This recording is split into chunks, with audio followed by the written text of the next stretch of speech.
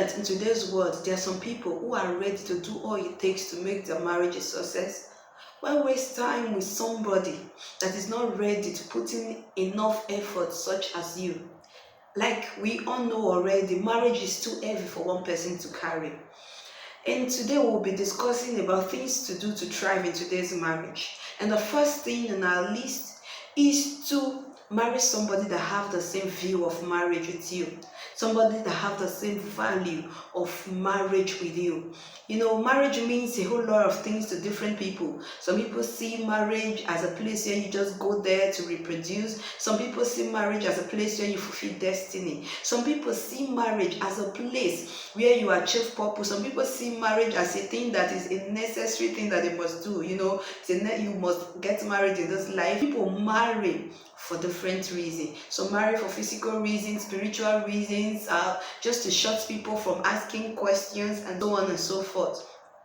And if you must get it right, you yourself, you must understand why you are married. Ask yourself, why do I want to get married? Why do I want to settle down? And it is when you answer this question, that is when you will be able to settle down and find a good partner for yourself. Because if you don't know the purpose of a thing, you will not be able to make a right choice. So in order for you to thrive in today's marriage, you have to ask yourself, what is my view of marriage? And not until you know your own values of marriage, what marriage means to you, what is your view towards marriage, you might not really be able to get a right partner. You know, in marriage today, it is the view of marriage that determines what people do in that marriage. And that's why you see some people, after a brief quarrel, they just pack their things and leave the house. Because in their own value of marriage, in their view of marriage, they don't believe that marriage is something that there will be disagreement and that you can work towards it. You see some people, they already have this mindset right from the beginning that, oh, if anything should come up, I'm just going to pack my bags and I'm going to leave.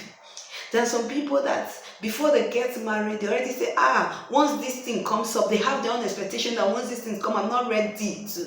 There are people that have this mindset that, hey, I'm not ready to be somebody's toy. I'm not ready to submit to somebody. I'm not ready to love. Now, who they love. Now, if submission is not slavery and all those kind of things.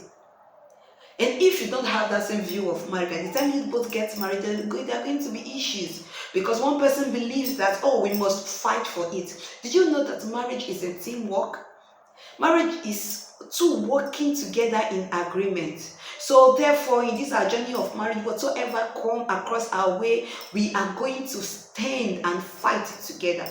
But if that same view, that same mindset is not there, by the time any agreements arise, by the time one person has a deficiency, by the time one person has a weakness, it's because that the other person will not be ready to help. Marriage is not 100% perfection. Marriage has to do with two imperfect people coming together to make a good home, to make a perfect and a sweet place. And this entails that those people, they are ready to work for it. Now, if someone that don't have the same, some people don't believe that marriage is hard work. Marriage is hard work. Marriage is too heavy for somebody to carry. By the time you are not ready to work for it, because the person that you know, some people will just leave it for one person to shoulder the responsibility, and that is why marriage fails. So if you want to thrive in today's marriage, you have to be ready to be on the lookout for somebody that has the same view of marriage with you, somebody that has the same passion for marriage with you, somebody that is ready to work hand in hand in marriage with you, somebody that will say, okay, I know problem is going to arise. It's not going to be a bed of good roses, because even roses has thorns. But whatsoever it is, we will work together. This is for better, this is for worse. So in our days of better, we are going to work together. In our days of bitterness, we are going to work together. That is, if then, though we don't pray for it. But in our days of misunderstanding, rather than going to social media to blackmail you, rather than going outside to call you out, rather than packing my bags and going back to my father's house, we are going to work together. This is the kind of person you should get married to. This is the kind of person you should be ready to say, I do it. Somebody that don't see marriage as a necessary evil. Somebody that don't see marriage as that of for procreation. What happens if children don't come? That means that marriage will not fulfill purpose. There's some people that go into marriage to get stability. They are seeing the other person as a. So what about if that stability did not come? What about if that person is not able to make you stable? What are you going to do? So you have to make sure you go into marriage with somebody that have the same view of marriage with you. When you go into marriage somebody that have the same view with you, the issues that will arise will be minimal, because both of you are working in an agreement. If both of you have this mindset that, oh, I'm going to make this thing work, or both of you have this mindset that this is why we are married, so let us work towards it. See you next time.